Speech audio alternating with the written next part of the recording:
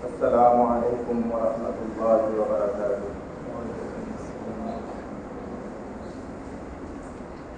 الحمد لله نحمده ونستعينه ونستغفره ونؤمن به ونتوكل عليه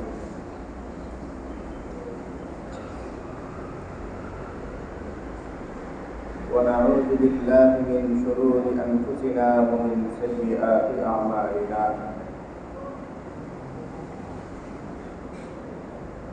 من يهده الله فلا مضل له ومن يضلله فلا هادي له.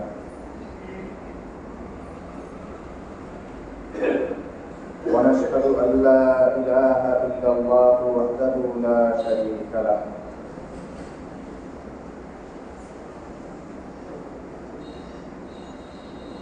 ونشهد أن سيدنا ومولانا محمدا عبده ورسوله.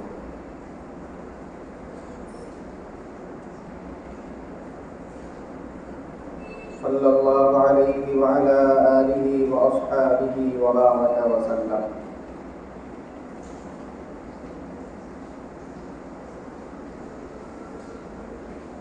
أما بعد فأعوذ بالله من الشيطان الرجيم.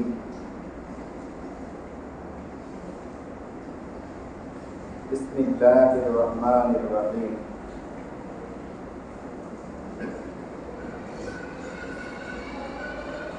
الذين إن مكناهم في الأرض أقاموا الصلاة وآتوا الزكاة وأمروا بالمعروف ونهوا عن المنكر ولله عاقبة الأمور.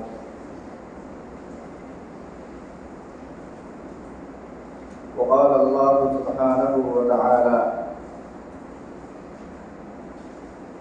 قالت إن الملوك إذا دخلوا قرية أفسدوها وجعلوا أعزة أهلها أذلة وكذلك يفعلون.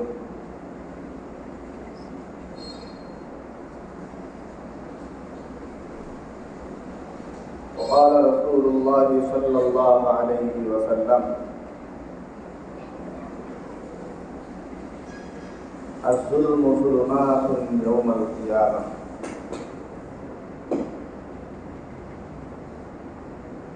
اللهم صل على محمد وعلى آل محمد كما صليت على إبراهيم وعلى آل إبراهيم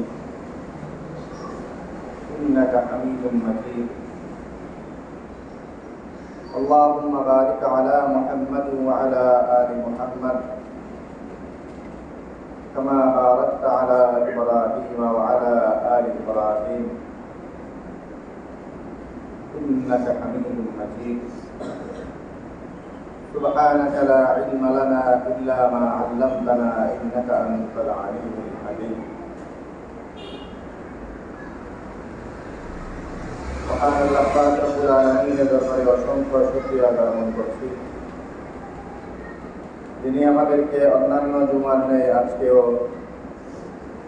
জুমার নামাজ আদায়ের জন্য পবিত্র ঘর মসজিদে আসার তৌফিক দান করেছেন। আলহামদুলিল্লাহ।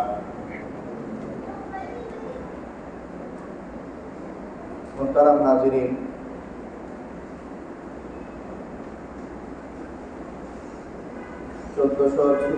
হিজরি সনের প্রথম মাস মুহররম শেষ হয়ে তৃতীয় মাসে সফর মাস এর মধ্যে আমরা প্রবেশ করি। সফরের আজকে 4 তারিখ সম্ভবত।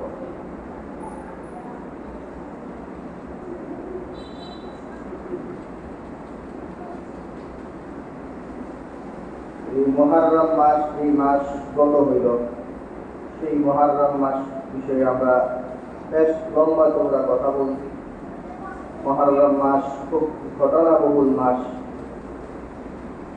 সেই ঘটনাবহুল মাসে পৃথিবীর ইতিহাসের শুরুলগ্ন থেকেই অনেক অত্যাচারী শাসকের পতন হয়েছে এই মুহররম মাসে, এবং অনেকের কাছে খুবই কাকতালীয় তো আসলে আপনাদের কাছে আমরা বলছি যে ব্যাপারটা কাকতালীয় না, আসলে ওটা আল্লাহ তাআলার একটা রীতি, যে মুহররম মাসে আল্লাহ তাআলা জালেমদের পতন ঘটান। তো সেই সূত্রটা মিলে গেছে, মিলে যাওয়াটা এটা নবী সাল্লাল্লাহু আলাইহি সাল্লামের বক্তব্যেই আছে এবং ঐতিহাসিকভাবে সেটা প্রমাণিত। কারো কাছে যদি মনে হয় কাকতালীয়, তাইলে সেই কাকতালীয় ভাবে। তো আমাদের দেশের এই বহুদিন যাবৎ পর্যন্ত যারা শাসন কার্যে নিয়োজিত ছিলেন, বাংলাদেশের জনগণ সবার দৃষ্টিতেই শেষ অবধি তারা জালেম, স্বৈরাচার এইসব উপাধিতে ভূষিত হয়েছে। তো সেই উপাধি পাওয়া সেই ক্ষমতাসীন যে সরকার, তারাও সেই মুহররম মাসেই উপাধিত হইল। তো এই ঘটনাবহুল মুহররম, এই মুহররম মাস ঐতিহাসিকভাবে বিভিন্ন জালেমের বিরুদ্ধে, জালেমের জন্য ত্রাসের এক মাস, সেই আতঙ্কের মাস। সেই আতঙ্কের মাসে আমাদের দেশেও যেটা ঘটল, সেটার থেকে আমাদের যে কিছু শিক্ষা এবং অনাগত দিনগুলোতে আমাদের করণীয়, এবং এই ঘটনা থেকে আমরা যা কিছু শিখতে পাই, এইসব বিষয় নিয়ে আপনাদের সামনে গুরুত্বপূর্ণ কিছু কথা আমরা বলি। এই বর্তমান পরিস্থিতিতে প্রথম কথা তো হইল, আমরা কোন ধরনের ঝগড়াঝাটি, কাদা ছোড়াছুড়ি, তর্ক বিতর্ক এসব লিপ্ত না হবে। তর্ক বিতর্ক হয়, অনেকেরই তর্ক বিতর্ক আমরা দেখি যে এই যে একটা মহৎ কর্ম, যারা অত্যাচারী শাসক, এদের বিরুদ্ধে কথা বলা হাদিসের ভাষায় এটা অনেক বড় গুরুত্বপূর্ণ একটা ইবাদত, জিহাদ হিসাবে আখ্যা দেওয়া হয়েছে। আফজালুল জিহাদি কালিমাতু হাক্কিন ইনদা সুলতানিন জায়ের। অত্যাচারী শাসক, জালেম শাসকের বিরুদ্ধে মুখ খোলা, এটা শ্রেষ্ঠ জিহাদের অন্তর্ভুক্ত। তো এই মহান কর্ম যেটা, এই কাজটা কারা কর্ম, এটা নিয়ে একটা তর্ক বিতর্ক হয় যে ক্রেডিটটা কার। এই যে অত্যাচারী শাসক ভূপাতিত হইল, পরাজিত হইল, এই শাসক গোষ্ঠী ক্ষমতা হারাইল, এটার পিছনে কারা আছে, এটা নিয়ে তর্ক বিতর্ক, এই ধরনের ঝগড়াঝাটি আমরা দেখি। এইখানে তো সবার কৃতিত্ব। একে তো আমাদের যারা এতদিন যাবৎ যারা যেইভাবে এটার পিছনে মেহনত করে আসতেছেন, আমরা জানি আপনারা অনেকেই, যে কিচ্ছু পারছে না সেও আল্লাহ তাআলার কাছে অন্তত দোয়া করছেন, অনেকে বিভিন্নভাবে সাহায্য সহযোগিতা করছেন এবং বহু মানুষ প্রাণ দিছে।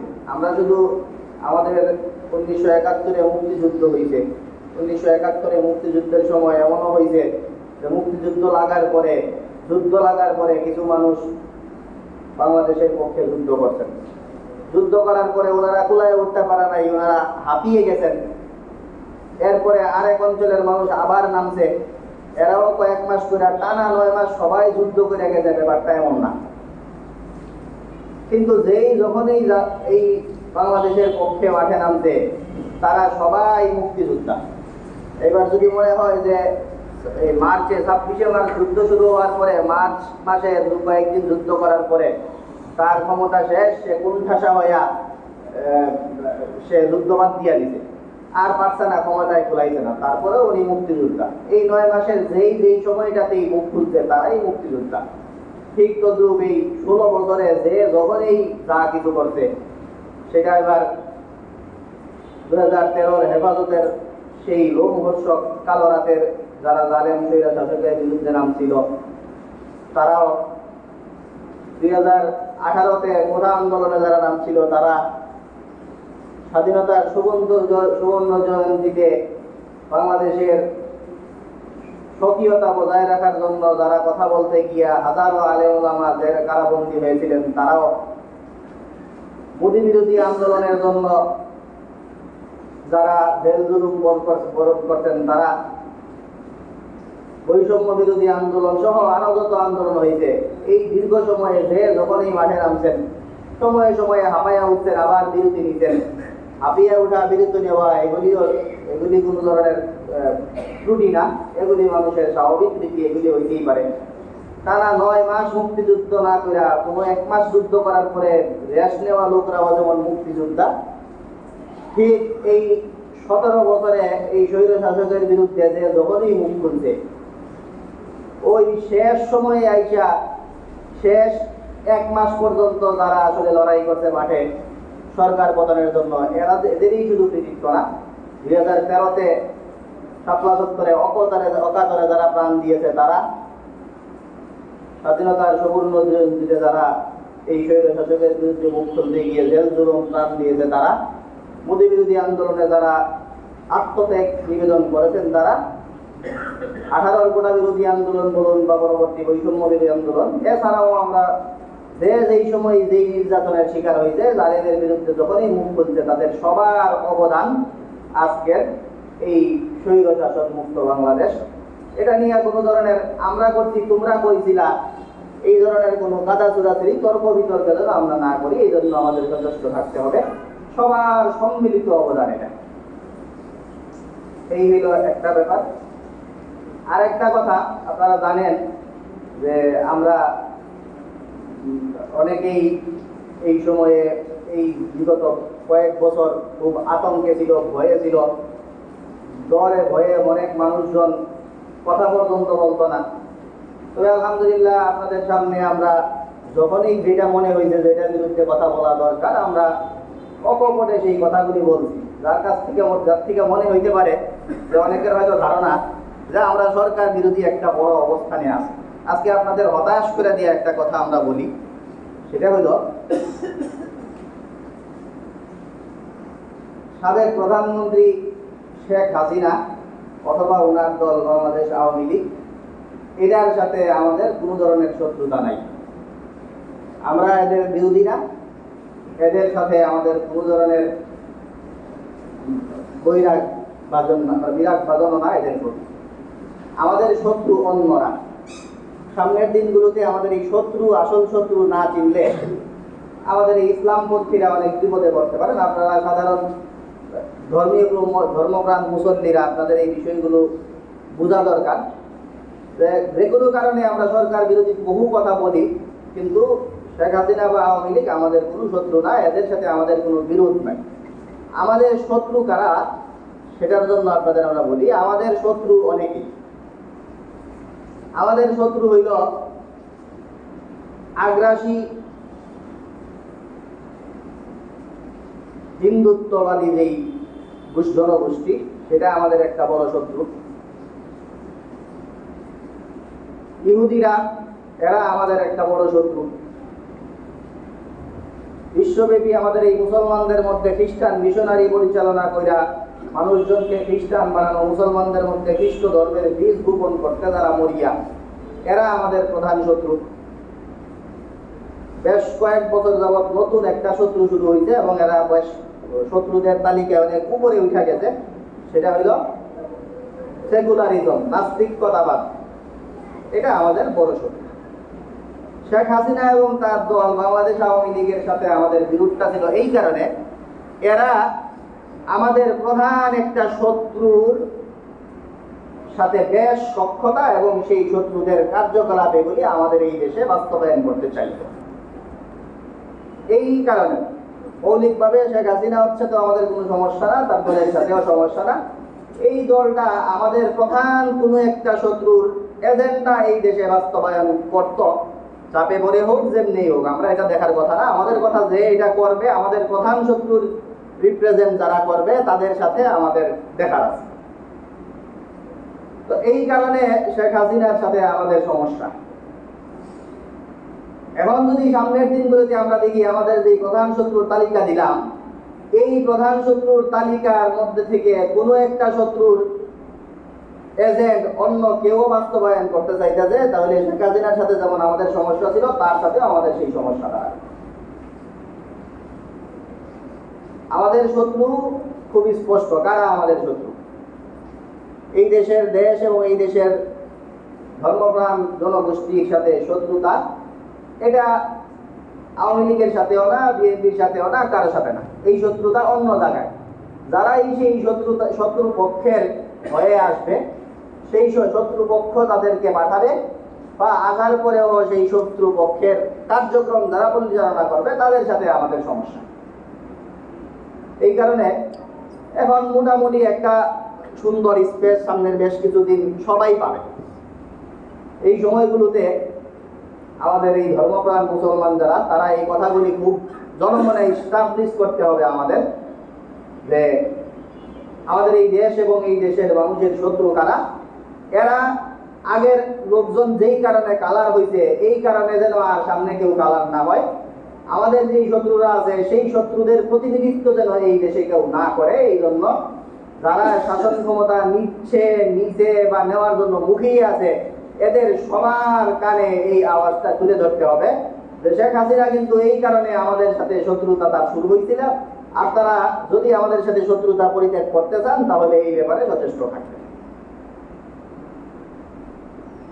তো এই হলো আমাদের শত্রু নিরসন, শত্রুর কারা তাদের শনাক্তকরণ, এবং সেই শত্রুর প্রতিনিধিত্ব করার কারণে আমাদের লোকজন যে আমাদের শত্রু হয়ে যেতে পারে, এই জন্য আমাদের এখনকার যে মানুষজন আছে ওনাদেরকে আমরা স্পষ্ট এই বার্তা দিতে চাই যে হিন্দুত্ববাদের তুষামদি আর গোলামি এটা কইরা যেমন এই দেশে জনমানুষের রোষানলে পড়তে হয়েছে, কেউ যদি ইহুদিদের এজেন্ডা বাস্তবায়ন করতে চায়, নাস্তিক্যবাদ যদি কেউ কায়েম করতে চায়, তাহলে তারাও এই দেশ এবং এই দেশের মানুষ, এই দেশের ধর্মপ্রাণ মানুষজন তাদেরকে মেনে নিবে না। এই হল বর্তমান সময়ে ধর্মীয় যে চিন্তা, সেই চেতনাটা আমাদের ধারণ করা, এবং ধর্মপ্রাণ মুসলমানরা আমাদের এই দেশের ব্যাপারে যারাই আগ্রহী, যে যেই জায়গায় আসতে চান, তাদের ব্যাপারে এই স্পষ্ট কথাটা এটা সবাই আমাদের জানায় দেব। আমাদের এই সময়ে যে শিক্ষা, সেই শিক্ষাটা আমরা আসলে সময়ে সময়ে আপনাদের বহুবার বলেও ফেলছি। ফেরাউনের উদাহরণ পর্যন্ত টেনে আমরা বলছি যে জুলুম এটা যত বড় শক্তিশালী হোক জালেম, আল্লাহ তাআলা এটার পতন ঘটান।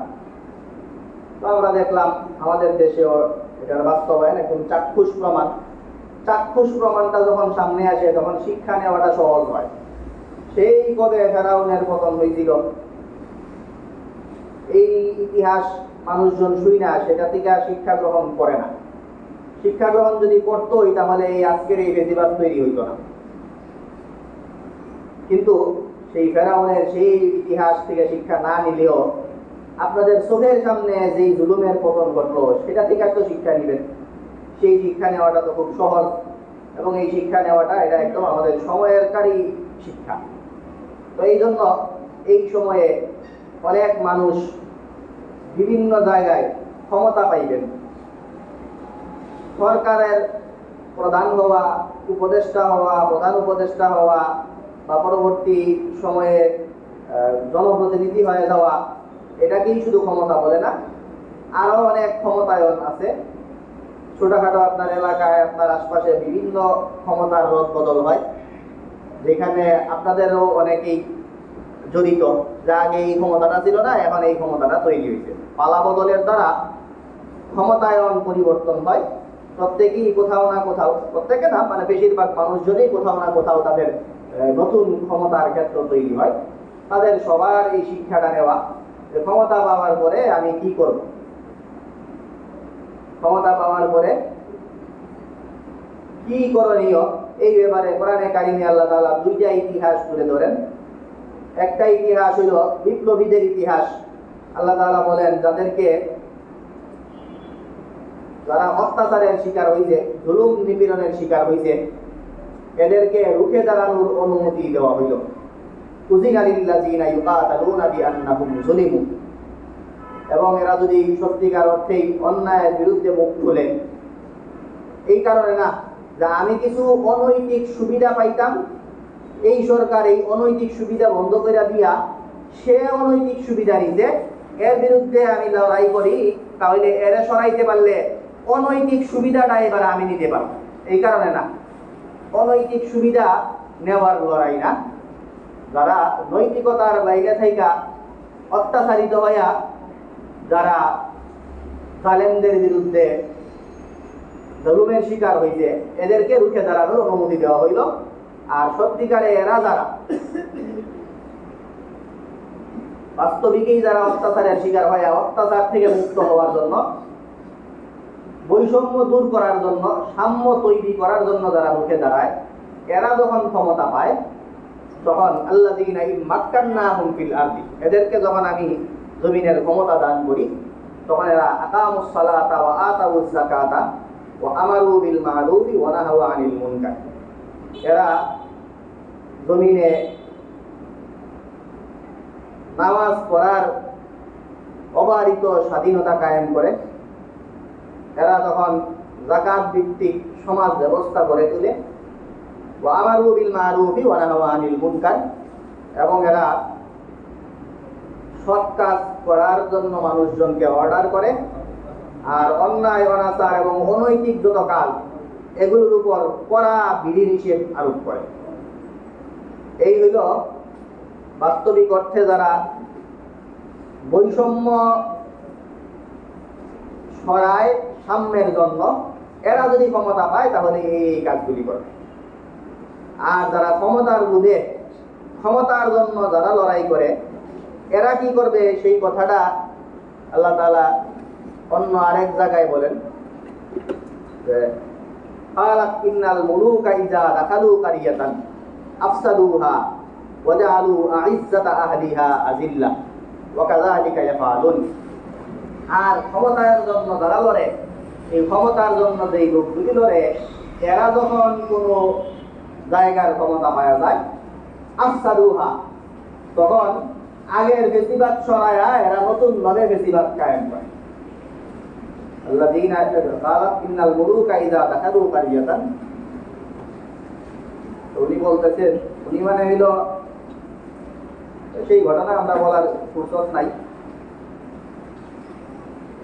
রানী বিলকিস বলতেছেন সুলাইমান আলাইহিস সালামের ব্যাপারে যে উনি কি কোন ধরনের শাসকের আমাদের টেস্ট করা দরকার। উনি যদি ক্ষমতার লোভী হয়ে থাকেন, তাহলে ক্ষমতার লোভীদের নিয়ম হইল ইন্নাল মুলুকা ইযা দাখালু কারিয়াতান, যখন এরা কোনো জায়গায় ক্ষমতা পায়, আফসাদুহা, সেখানে এরা ফাসাদ তৈরি করে, সেখানে তারা এই ত্রাস ছড়ায়, সন্ত্রাস কায়েম করে, ভাঙচুর ইত্যাদিতে লড়াই করে।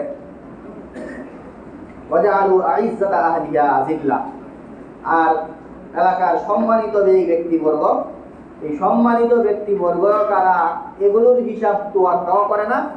সম্মানিত মানুষজনের উপরে পর্যন্ত এরা আক্রমণ করে বসে, সম্মানিত মানুষজনকেও এরা অসম্মান করে বসে। এই হইল ক্ষমতার লোভী যারা এই ক্ষমতার জন্য যারা লড়াই করে, এদের নিয়ম নীতি। তো দুইটা নিয়ম নীতি কোরআনে কারিমে বলা, এই জন্য আমরা সামনের দিনগুলোতে যার যেই জায়গায় ক্ষমতা তৈরি হবে, সেই ক্ষমতা কিভাবে আমরা প্রয়োগ করব, এই ব্যাপারে আমরা যথেষ্ট হইব। এবং আমাদের পরিচিত যারা যারা আর একটু আমাদের পরিচিত এবং আর একটু বেশি ক্ষমতাশীল, আর একটু বেশি ক্ষমতার পায়ে গেছে বা পাওয়ার আশায় আছে, তাদের কাছে আমরা এই কোরআন হাদিসের এই বাণীগুলি আমরা পৌঁছে দিব যে এই ক্ষমতার অপব্যবহার এটা ভালো মানুষের কোনো কাজ না। কোরআনে কারিমে এটাকে ক্ষমতা রিপসু লোকজনের কাজ হিসেবে আখ্যা দেওয়া হয়েছে। আখ্যাও দেওয়া হয়েছে এটা না, সাথে সাথে তো বলাও আছে যে এই ক্ষমতা অপব্যবহার যদি কেউ করে, সেই ক্ষমতার অপব্যবহার করলে সেই ক্ষমতা টেকসই হয় না। এটা আল্লাহ তাআলা এই জালেম দ্বারা এদেরকে তো ধ্বংস করেই ছাড়েন, ফেরাউনকে ধ্বংস করতেন, আমাদের এই দীর্ঘ সময়ের শৈল শাসককে ধ্বংস করতেন। নতুন কেউ যদি জালেম রূপে আবির্ভাব ঘটে কারো, তার ব্যাপারে একই কথা প্রযোজ্য। আল্লাহ তাআলা বারবার কোরআনে কারিমে বলেন, ওয়াকাম কাসামনা মিন কারিয়াতিন কানাত যালিমাতান ওয়া আনশানা বা'দাহা কাওমান আখারিন। কত এমন ঘটছে, ওয়াকাম কাসামনা মিন কারিয়াতিন, কত জনপদ এবং কত দেশকে আমি শেষ করে দিছি, সেই দেশের ক্ষমতাসীনদেরকে আমি ধ্বংস করে দিছি। কানাত যালিমাতান, এটা জালেম ছিল এই কারণে। ওয়া আনশানা বা'দাহা কাওমান আখারিন, এবং তাদেরকে ধ্বংস কইরা নতুন শক্তির উত্থান ঘটাইছি, ওয়ান শানা বাদাহা, এবং এদের পরে আমি উত্থান ঘটাইছি কাউমান আখারিন, অন্য এক শক্তির। তো এই জন্য যারা আমরা যেই জায়গায় যেই ক্ষমতাই আগে আমাদের আমরা দেয়ালে পিঠ ঠিক ছিল, আমরা কোনো কিছু বলতে পারতাম না, আমরা কোনো কিছু করতে পারতাম না, আমাদের যে ক্ষমতা সেই ক্ষমতা কেড়ে নেওয়া হয়েছিল, সেই ক্ষমতা ফিরে পাইছি। অথবা যে কোনো জায়গায় আমরা আমাদের কর্তৃত্ব নতুনভাবে প্রতিষ্ঠিত হয়েছে, এমন বহু ক্ষেত্র তৈরি। প্রত্যেকটা অঞ্চলে অঞ্চলে, প্রত্যেকটা পাড়া ওয়ার্ডে এবং ক্ষমতায়ন নতুন বেরা হবে। এজন্য সবার প্রতি বার্তা যে আপনারা এই ফেরাউনের কাছ থেকে শিক্ষা নিতে, তো আমরা মাস বিধু ওয়াজ করলাম, এই ফেরাউনের কাছ থেকে শিক্ষা যদি অনেক দূরের শিক্ষা হয়, নতুন শিক্ষাটা অন্তত ধারণ করেন যে জুলুম করলে এই জুলুম করে টিকা থাকা যায় না, জুলুম করলে সেই জুলুমের পতন ঘটেই। এই জন্য যে যেখানেই নতুনভাবে যার কর্তৃত্ব প্রতিষ্ঠিত হবে, তাদের সবার প্রতি আমাদের স্পষ্ট বার্তা যে আপনারা সামনের কায়েম করুন, ইনসাফ প্রতিষ্ঠা করুন, আপনারা কেউ জুলুমের ধার ধারবেন না। জুলুম যেই জায়গাতেই যায় না কেন, সেই জায়গাতেই ধ্বংস করে দেয়। সেটা ঘর থেকে শুরু করে রাষ্ট্র পর্যন্ত সব জায়গায় জুলুম একটা ফাটল ধরাই ছাড়ে। এই জন্য জুলুম পরিহার করুন, সবাই জুলুমের বিরুদ্ধে কথা বলুন, ইনসাফ এবং ন্যায়ের জন্য, এই দেশের জন্য এবং এই দেশের ধর্মপ্রাণ মানুষের জন্য আমরা সবাই সচেষ্ট হই। এই বর্তমান সময়ে প্রত্যেকের মুখ খোলা সহজ, যারা ভয়ে ছিলেন তাদের জন্য কথা বলা সহজ। সবাই এই সতর্কীকরণগুলো ক্ষমতাসীন যার যেখানেই যেই ক্ষমতায় আসতেছে তাদের সবার কানে এই কথাগুলি পৌঁছে তাদেরকে সতর্ক করুন, তারা যেন ইতিহাস থেকে শিক্ষা নেয়, আমাদের এই নতুন চাক্ষুষ যেই ঘটনা সেগুলি থেকে শিক্ষা গ্রহণ করে, এবং সামনের দিনগুলি যেন আমাদের এই দেশের জন্য, এই দেশের ধর্মপ্রাণ মুসলমানদের জন্য একটা সুন্দর দেশ হিসাবে এই দেশটা প্রতিষ্ঠিত হতে পারে। আল্লাহ পাক রব্বুল আলামিন আমাদের সবাইকে সেই জন্য কাজ করার তৌফিক দান করুন। ওয়া আখিরু দাওয়ানা আলহামদুলিল্লাহি রাব্বিল আলামিন। সামনে জায়গাগুলো পূরণ করি, তারপরে চলে যাবো।